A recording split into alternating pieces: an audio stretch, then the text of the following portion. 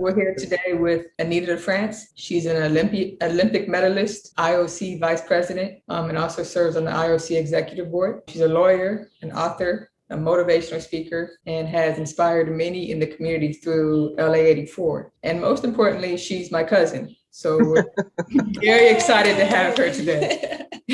Well, thank you for being here. I know that this is a crazy time for you. You just shared that you leave for Tokyo tomorrow. So we just thought It's so early on Wednesday morning, it ought to be tomorrow. So we perfect timing then. So I'm looking forward to it. I know the athletes have all been selected. Everyone knows who's on each team, and they probably have all been packing or packed already, and are very, very excited if they can sleep at all. Excited about what they're about to do. Yes. Yeah. Well, take us through your journey as an athlete to your position on the IOC a bit. Well, I am kind of the most unusual Olympian of all because I didn't have any organized sports until I got into college.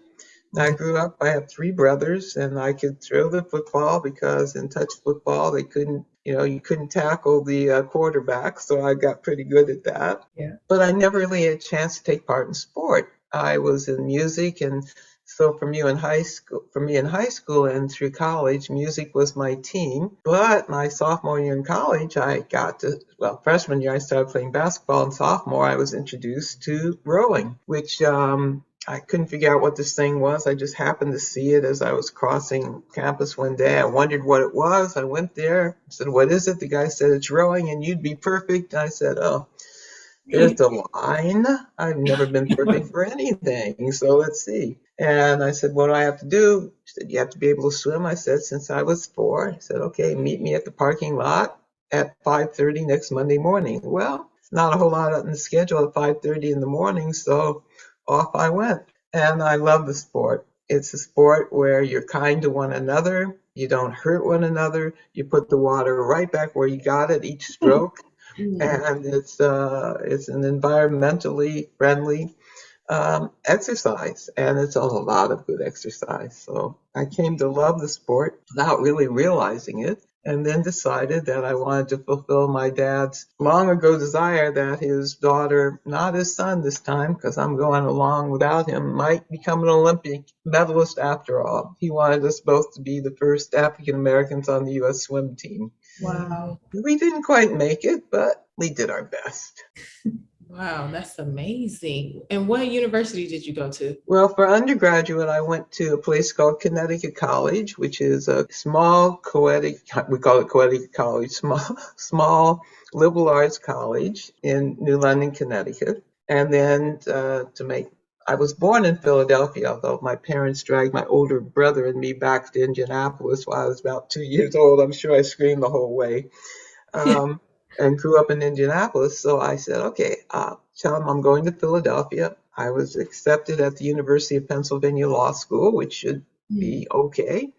And I'm really going there to row for Vesper Boat Club, which was my goal, to see if I could make it to the Olympic Games through rowing. And I did, but I was going to law school, which made my parents happy. It was not a smart thing to do. Never try and do that at the same time. It's just too hard. I'm fortunate I was able to do it.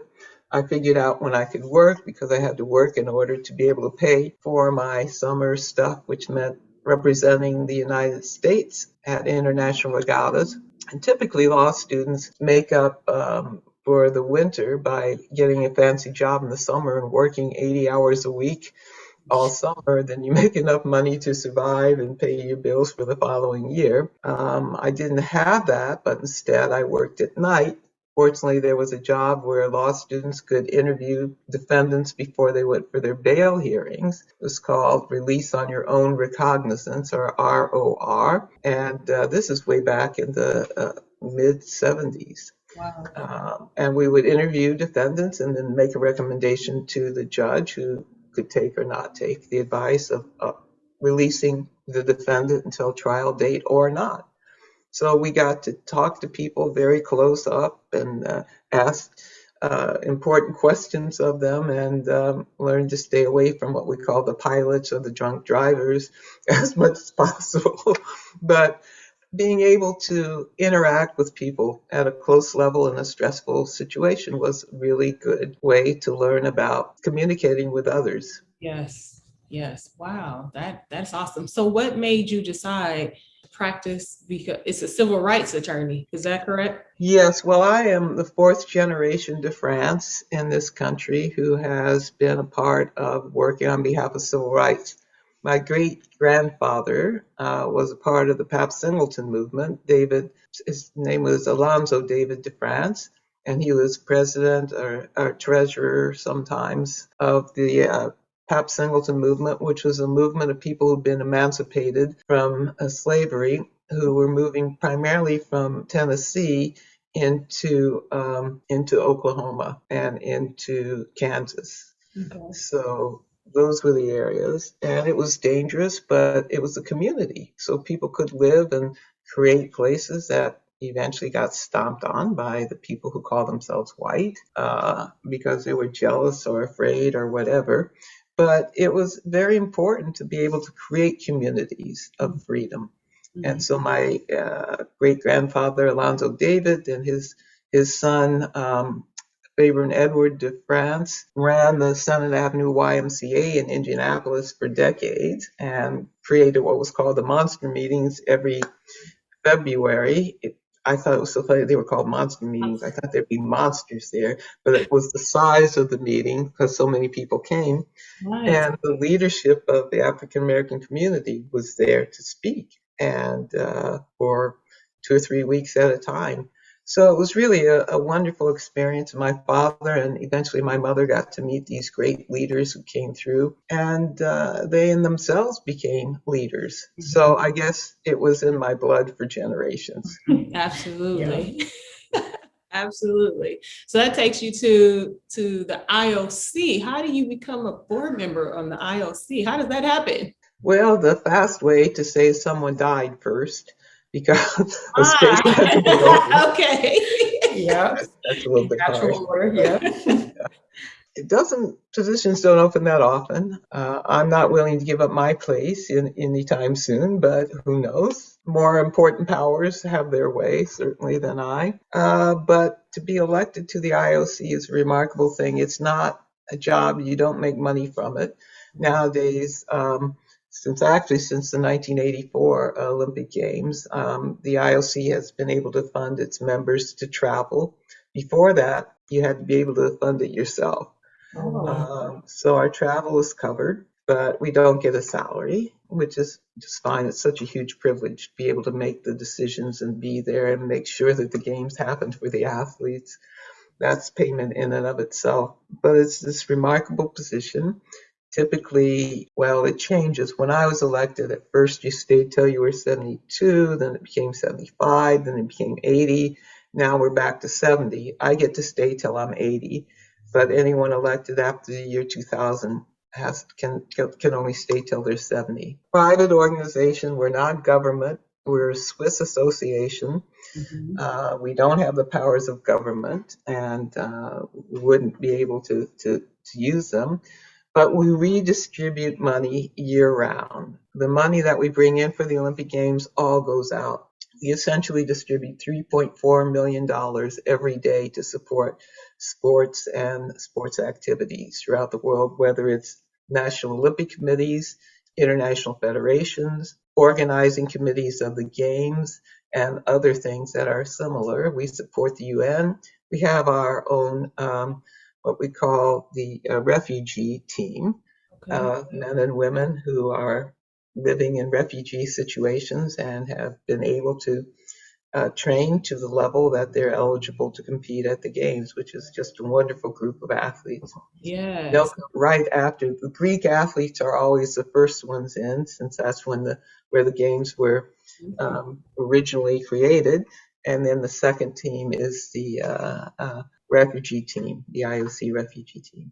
Wow. Well, that's amazing. So we've just experienced and endured an unprecedented year with the pandemic, where we had to put off the Olympics for a year. Can you talk about some of the efforts that the board has has had to go through to ensure that we can have an Olympics this year? Well, one of the things that's hard to understand is how many bits and pieces there are to the Olympic Games. Think, oh, well, they just do this all the time. It shouldn't be Right. hard. Right. But when you have, say, 10,500 athletes, plus 3,000 administrators, coaches, physicians, and others that come along with those 10,500 athletes. Unfortunately for Tokyo, not so much families or guests or visitors, because there will be none for those games.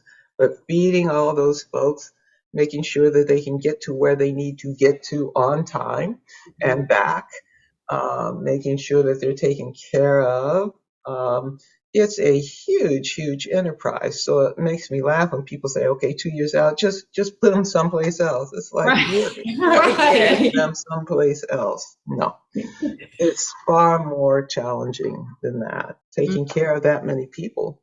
I said when we were planning, I had the privilege of working for the 84 games and helping design the Olympic villages. Then I ran the one at SC, and I said, just think of it as 7,000 of your closest friends are coming over for 3-4 weeks, and then they'll leave.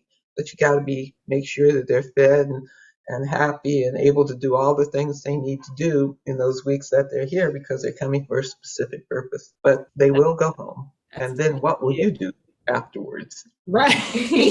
Right. Exactly. Well, I can say the exciting thing about this year's Olympics is that we have new sports that have been added. So I know I'm excited. We're excited about the 3-on-3 basketball. We have, the mixed gender track and swimming relays, skateboarding. Yeah, baseball, softball, karate. Yeah. What's sport climbing? What is sport climbing? Wall climbing. Wall climbing. Okay. Got it. Okay. I think surfing too. And surfing. Yeah. We're excited. So what's the process? How do you add a sport? Well, that is an age-old question. The answer is it's very difficult. And the answer is it changes. And the answer is it's fluky. And the answer is it may or may not be the same as it was before.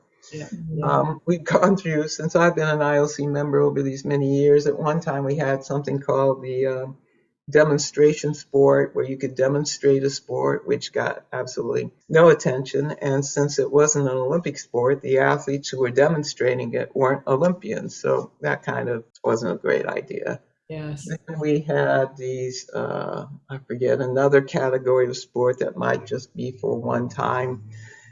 Now, for Tokyo, we allow them to have a certain number of additional athletes. I think that was before we realized how many sports they would try to fit them in. Because so they have the 5 or 6 additional sports. For Paris already, the Paris have rejected baseball and softball. So they have decide to have break. They call it break instead of break dancing. Instead. Oh, okay. So they'll still be surfing, although there's no place to surf in Europe at that time of year. So the surfing will be in Tahiti, which is considered a state, as though California is a state of the U.S. Tahiti is a state of France. Very clever, those French. Right. So that's where surfing will be. And I can't remember that. I don't think there are any other new ones for Paris. Breakdancing. I'm interested to see how that plays out. Nobody told me. I might have some breakdancing that I didn't know about. Yeah. And it's kind of sad too, because they're working hard on not making a mark on the world with the games. But if you have an event that's halfway around the world, there'll be a few people who have to travel there. Right. Yeah, just a couple. That will change the carbon markings of the world for sure. Well, this is something that you have said for years, as far as I can remember. It's that you've always, and it's a tough concept for many to grasp, I think. But you've always said that the beauty of sport is in the Olympic village, and not necessarily the final medal count. Can you explain that? Yes, living in the Olympic Village changed my life. Living in a community where everybody is successful is an amazing thing. Mm. And everyone at the Olympic Village is successful because they've all been selected by their nation to be there, to represent them there. And there's this amazing feeling around that. And then you notice that people come in both male and female, and all sizes, shapes, colors, skin tones, and we knew there weren't enough medals to go around for everybody who was there, and yet we were willing to live together, sit down at any table and welcome others, whether you could speak the language or not. The language was peace and respect, and it worked so well. I came away from there saying, listen, if we can do this for 4 weeks, the weeks that the Olympic Village is open, then we can do it forever. So we've got to work on the forever and not just the 4 weeks. Now, of course, we have the Paralympic Games, which come a few days afterwards, which are 10 days of competition. So the Paralympic Games are really more and more part of the Olympic Games. And you'll be able to watch a lot more Paralympic Games this time in Tokyo, a lot more than ever before. Yeah, a couple hundred hours of television this time. Good, as we should, yeah. I mean, all the challenges this past year and year and a half, and all the just planning and strategic everything just to make an Olympic Games happen. It may seem like an inconvenience for some, as they're explaining it, but do you believe that this is really the perfect time for Olympics? Is this an opportunity to kind of heal the nation again? Having people come together has been fun to watch on TV. I think all of us have seen it, and even the few of us who've been able to be with friends again and family. It's what we do as humans. Yes. And it's what we have missed this last 18 months or whatever the number of months has been since the pandemic. Of course, the worst thing you can do in a pandemic is get people together. That's right. counterintuitive. But we're doing it as safely as we can. All of the athletes will have the ability of being vaccinated. They should have already, of course, for it to be working in the next couple of weeks. We can't force anyone to do it. However, if you come up positive at the games, you'll be immediately put into quarantine. And if, there's another positive, that's probably it for you in the games, because we just cannot have it spread. And I'm really proud of the Olympic movement. We're doing a good job of making sure people are either inoculated or they understand the peril, because if they are not inoculated and they become infected, then their time at the games is finished. And so that's tough. I want to shout out to all those athletes who kept training this last year. Absolutely. I mean, Absolutely. It's so hard. They made their plans. You don't plan, and then 6 months before the plans, okay, let's just do this for another year. No worries. Yeah. People had changed their minds about had planned to go to college the next year. And of course, unlike 1980, when a certain president decided that the best thing to do would be to keep athletes at home rather than sharing with the world and letting them know one another, it's horrible to have to wait a year, but at least you get to compete. Right. And I don't wish this on anybody. It was terrible to not be able to compete at the time, but it was not as easy, perhaps, to have to wait a whole year and change your plans and watch other people move on or do whatever we all had to do in this terrible time of pandemic. But it is a risk. And so I understand why a lot of the Japanese people are not wild about hosting the event. We're going to do our best. We're going to stay in our own lanes, our playbooks, as they're called. We have to utilize those and stay with those to make sure that everybody is as safe as possible. Yeah, but still get the Olympic experience in a way, safely as possible. Well, it's hard not to. Just when you're around, being with you athletes, I'm smiling a lot more than I normally do. Because there's something about the joy that comes from doing hard things and knowing how hard things are and appreciating people who develop the skills and the abilities to do these things well. So it's a joyous thing. It's going to be so different because the people there will have the joy. And then we'll rely on the various social communications to be able to share that joy with the rest of the world. Yeah, yes. Yeah, we need it, that's for sure. Oh, for sure. Yes. Steph and I talk about this often, but women entering the men sports realm. And we've seen it evolve over what I'll say like the last few years or so, where especially in the NBA, you have women, was it Becky Hammond going out for a coaching position and whatnot. How is it important that our young aspiring female athletes see that representation? Gosh, I cannot say enough about the importance of women athletes being willing to stick in long enough to make changes. For a long time, women did not get a chance to compete. The changes, big changes from the year 1900 was the first time women were included on the program of the Olympic Games. In 1984, approximately maybe 12,000 women had competed in the games in those 84 years. From 1988 till now, over 40,000 women have competed at Olympic Games. That is a huge number of women who are available.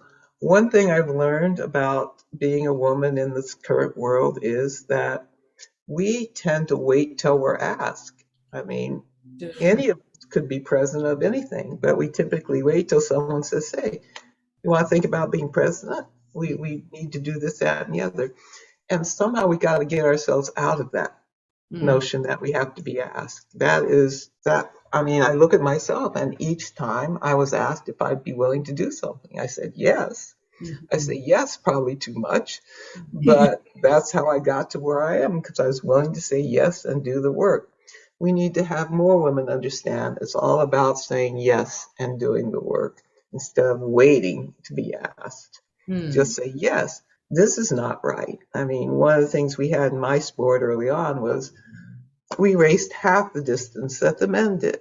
Now, the guys decided, okay, how far should the men race? Well, maybe half the distance we race. What's the problem with that? All the coaches had only raced the 2,000. They didn't know the 1,000. So we were basically training for a 2,000 meter race and racing 1,000 because they didn't know. They'd never known what a 1,000-meter race would be like. So it only took us a couple of games. Now everybody races the same distance. Okay. We've done the same thing to the para rowers. By the way, Paralympics, the reason it's para, it means parallel to other sports. So the Paralympics are parallel sports to the Olympic sports. Okay. A lot of people don't know. So I just go ahead and answer the question, what the heck does parallel mean or para? Yes, please. Thought I'd share that information. Thank you. So why were we saying they could only race 1,000 when they do marathons? It's like, really? We're going to put them on the water to 1,000? Why not have everybody have the start at the 2K and the finish at the 0? Right. And that we do, fortunately. But it seemed that people just don't want things to be critically thought through. Why does it make a difference? Well, it will take them longer to get down the course, and you plan for it. But they'll be racing each other as they come down the course, and they'll get better and better at it over time. Wow. So, but we have to think about things. We have to ask why things are the way they are and why they aren't different. Both why not. Now, how have you stayed motivated all this time? Because you're a trailblazer for us. You jumped a couple of so things. we can have opportunity. Yeah, well, one thing I learned is it's really good to be the first, but it's much better to not be the last in everything.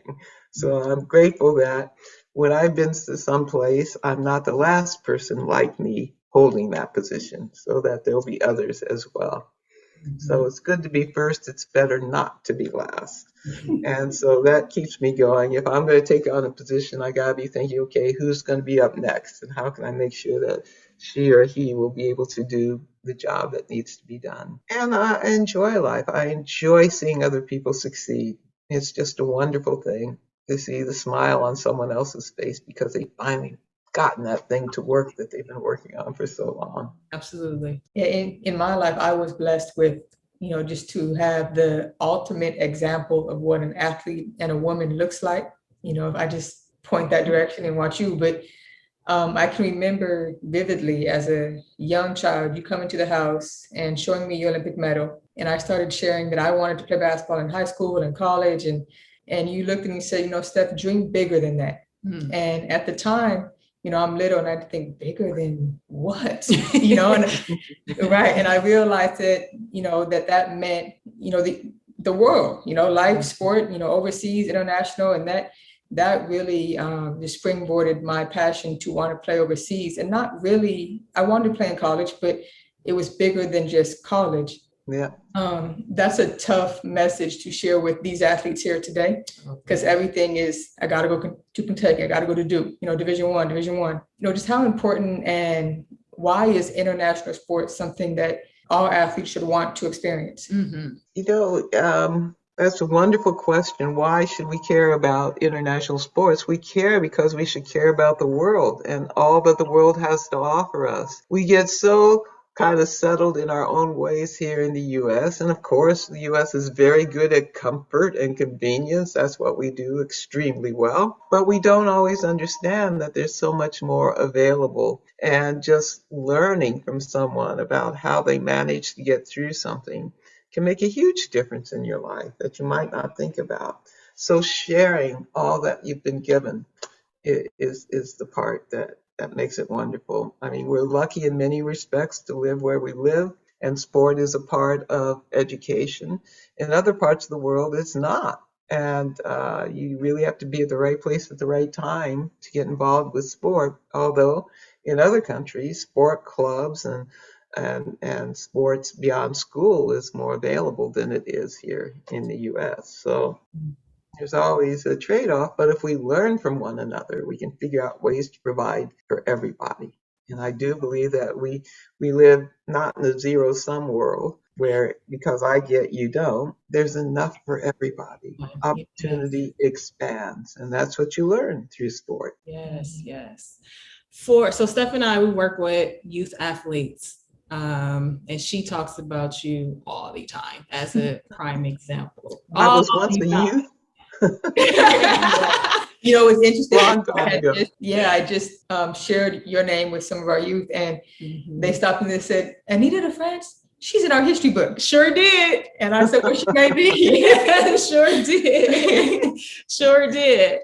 But from your experience as an elite athlete and just being around elite athlete, what are those characteristics that make up an elite athlete? How do you become one? Well, first of all, you got to work harder than you ever imagined you could. Someone once asked me what I learned from rowing at the Olympic Games, and I thought about it. It took me a couple, 3 years. And I finally realized that last race, I learned how hard I could work without dying. Ooh. It's like, I was close, but here I am. Right there. Yeah. So you learn how hard you can work, and you learn about working with a group of people. In my boat, we weren't particularly friends. We were kind of seat raced in. The ballast of the 8 of us were in the boat. Some knew each other, but not really. But we had this one common purpose. We wanted to get across that finish line before everyone else. And that put us together and made us something very special for those moments. And sport has that ability. As I used to say to the little girls, you don't have to have your very best friend on the team with you. You just have to be willing to do your very best for the rest of your team so that you can all enjoy together. And that's something you can't find in other parts of life. Which is why for me, especially for girls, taking part in team sports is really important. Absolutely. I was lucky that I had music, because otherwise I would have had nothing all the way till college to be a part of working with others. That's not fair. No. Yeah. And even I think it's when I learned that you were at Connecticut College as a young kid, I assumed that was UConn, right? My whole life I assumed. And I went through my, just challenges and hurdles and whatnot through my collegiate years. I never even learned of Division III athletics, NCAA athletics, until it was the only option left because of hurdles I had taken. And I can remember my dad saying, Steph, Anita went to a Division III. Yep. And I'm going, what? And no, she went to UConn. Like, they're telling me. So we had, shall we say, our tails wiped by UConn once on the basketball court. JV. uh-huh. But that just goes to prove that success comes from anywhere, right? If you're willing to work for it. It's amazing. Little old Connecticut College has 3 Olympic rowers. Who would have thought? Well, that's amazing. Yeah, that we know one of them. And there may be more. There's 3 I know of so far. Well, do you have any life goal through sports that you haven't accomplished yet, that you're still working towards? Yeah, I want everybody to be free. I'm tired of people being enslaved. And there are 40 million people enslaved even as we speak. And that's way too many. 10 would be too many as far as I'm concerned. And part of that is the freedom that sports gives you. That's why I want kids to learn about sports, because they understand, again, that you can work with people who are not your very best friends to have a common goal. You can learn from one another about how to approach things, and you can learn to respect one another. And that's what we need. This world needs so much. One of the things that my mom taught me, and then I took to another level, is that we are one race, the human race. We are all the same, and yet each of us is unique. Even identical twins are not identical.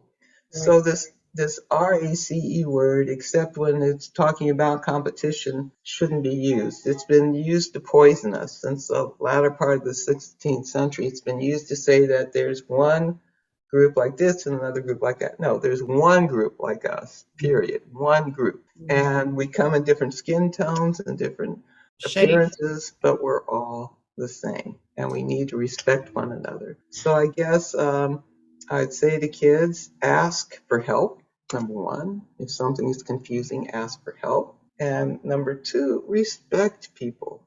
You know, the old do unto others as you would have done unto yourself, was my mother called it the witch's creed.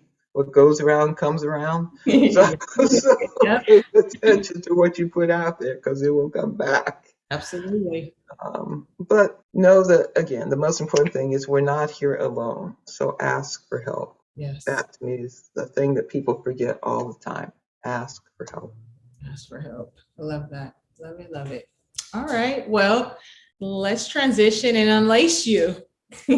I'm being unlaced. You're being unlaced. Yeah, these Let's shoes. see what we got going. All right. So again, here at Unlaced Project, after we've unlaced the story that makes you who you are, we like to pinpoint that back to a shoe that may represent your story and where you are today. So for you, we chose, it's the Jordan 3 times Spike Lee. And this is specific because, like, winning an Oscars, the Jordan 3 that was collaborated with Spike Lee represents excellence and dedication and hard work, you know, just the ultimate gold standard. And that's the color most athletes want to strive for. So absolutely, that's your shoe right there. Oh, thank you. It's glorious. I love it. And thanks for tying it sort of almost all the way up. Right. We took that into consideration. Bravo. Beautiful. We thought that was perfect for you. Thank you. And you guys have been perfect for me too. Thank you so much for inviting me. Thank you for everything you've done. We talk about you often. We are uber excited whenever Steph gets a text from you. It's like, Anita, because we know how busy you are, and to take the time out means so much to us. It's a pleasure. It's a pleasure to know that you guys are around, because once I'm gone, I need you. I need you now. Yeah, that's what we want to learn as much as we can, pull from you. Yeah, that's it. I mean, it's just a blessing to be a part of this family. So I absolutely want to do my part. So we're here, we're ready. Very good. Yeah. So for now, and maybe I'll get to see you at some point. Yeah, that needs to happen. That would be great. So safe travels. Thank you. Praying for you. Yeah. Wish you well out there. Arigato. Oh, that's right. We learned from our Japanese friends. That's all I remember. Thank you. Arigato. All right. And hopefully we come back with all the goals. Our team will do well for sure. No doubt. All right. Thank you so much. Thank you. Thank you. Thank Hang you. in there. Stay laced. Yes, yes. I love it.